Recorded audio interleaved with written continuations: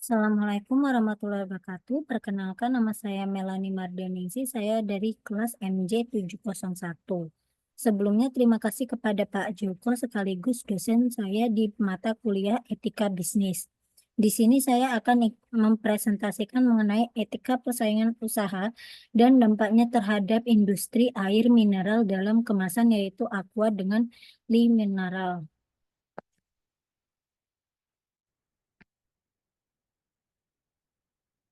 Yang pertama yaitu etika persaingan usaha dan dampaknya terhadap industri. Persaingan usaha yang sehat dan beretika merupakan kunci bagi perkembangan industri yang inovatif dan menguntungkan bagi konsumen. Namun sayangnya tindakan tidak etis ini masih sering terjadi seperti kasus persaingan tidak sehat antara perusahaan air minum dalam kemasan atau AMDK, Aqua dan Li Mineral. Eh, Kasus ini menjadi pembelajaran penting bagi seluruh pelaku usaha untuk menjunjung tinggi etika bisnis dalam menjalankan kegiatan usahanya.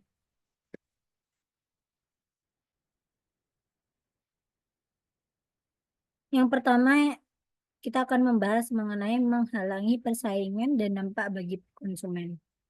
Yang pertama yaitu membatasi pilihan. Tindakan Aqua dengan distributornya yang melarang toko menjual Mineral secara langsung membatasi pilihan produk yang tersedia bagi konsumen. Hal ini merugikan konsumen karena mereka tidak mendapatkan kebebasan memilih produk sesuai preferensi mereka. Lalu yang kedua yaitu harga yang tidak kompetitif. Dengan berkurangnya pilihan, konsumen tidak dapat membandingkan harga antara produk yang serupa, akibatnya harga cenderung tidak kompetitif dan konsumen harus membayar lebih mahal untuk produk yang tersedia. Lalu yang ketiga yaitu inovasi terhambat. Persaingan yang tidak sehat dapat menghambat inovasi dalam industri AMDK. Perusahaan baru kesulitan masuk pasar dan bersaing dengan pemain mapan gitu, sehingga insentif dan berinovasi menjadi berkurang.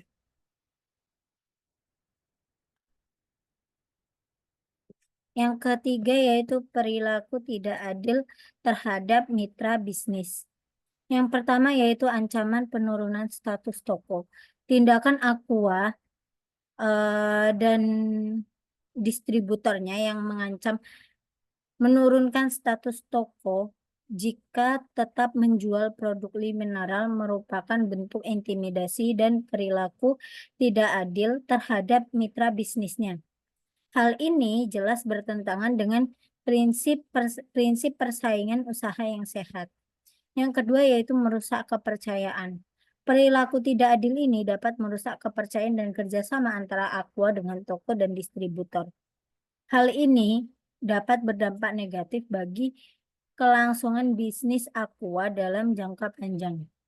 Yang ketiga yaitu KPPU, sanksi tegas yang diperlukan, yaitu KPPU perlu memberikan sanksi yang tegas kepada Aqua dan distributornya agar praktik serupa tidak terulang di masa depan. Sanksi ini harus memberikan efek jera bagi pelaku usaha yang hendak melanggar etika bisnis. Lalu kita akan membahas mengenai pentingnya komitmen etika bisnis. Komitmen yang pertama, komitmen perusahaan. Aqua harus menghentikan praktik persaingan tidak sehat ini segera. Perusahaan perlu berkomitmen untuk bersaing secara adil dan sehat dengan semua pesaing di pasar. Lalu yang kedua yaitu peran pemerintah. Pemerintah perlu memperkuat pengawasan terhadap praktik persaingan usaha. Hal ini penting untuk menciptakan iklim usaha yang sehat dan kompetitif. Lalu yang ketiga yaitu kesadaran masyarakat. Masyarakat juga perlu meningkatkan kesadaran akan pentingnya etika bisnis. Konsumen dapat memilih produk dari perusahaan yang menunjukkan komitmen etika yang kuat. Lalu manfaat persaingan usaha yang beretika, yaitu yang pertama mendorong inovasi. Persaingan usaha yang sehat akan mendorong perusahaan untuk berinovasi dan meningkatkan kualitas produk atau layanan agar dapat bersaing dengan kompetitor. Lalu yang kedua, meningkatkan efisiensi. Dalam lingkungan persaingan yang sehat, perusahaan akan terdorong untuk meningkatkan efisiensi operasional agar dapat menawarkan harga yang kompetitif. Lalu yang ketiga, menguntungkan konsumen.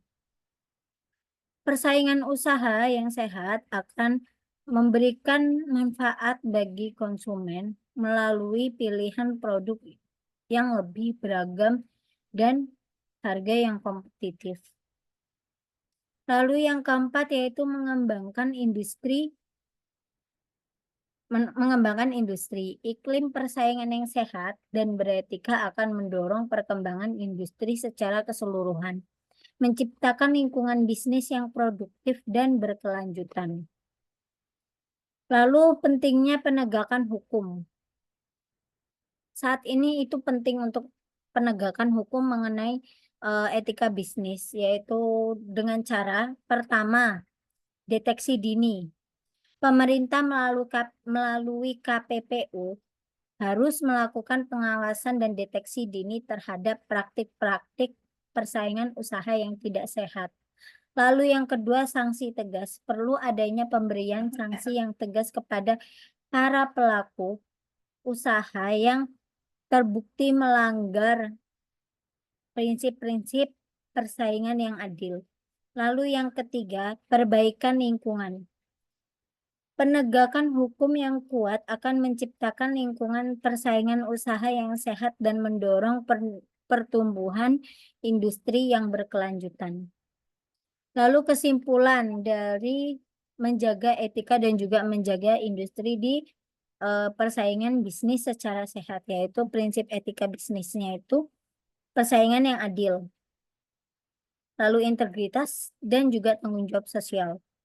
Nah, dari persaingan yang adil itu terdapat nilai yang terkandung memberikan kesempatan yang sama bagi para pelaku usaha. Lalu manfaat bagi industri yaitu mendorong inovasi, efisiensi, dan pilihan yang lebih baik bagi konsumen. Lalu integritas yaitu menjunjung tinggi kejujuran dan transparansi dalam berbisnis untuk nilai yang terkandung, dan untuk manfaat bagi industri yaitu membangun kepercayaan dan reputasi positif bagi perusahaan. Lalu untuk tanggung jawab sosial itu nilai yang terkandungnya itu yaitu memperhatikan dampak bisnis terhadap masyarakat dan lingkungan. Dan juga manfaat bagi industri mendukung keberlanjutan dalam jangka panjang. Terima kasih. Terima kasih. Sekian dari presentasi saya. Wassalamualaikum warahmatullahi wabarakatuh.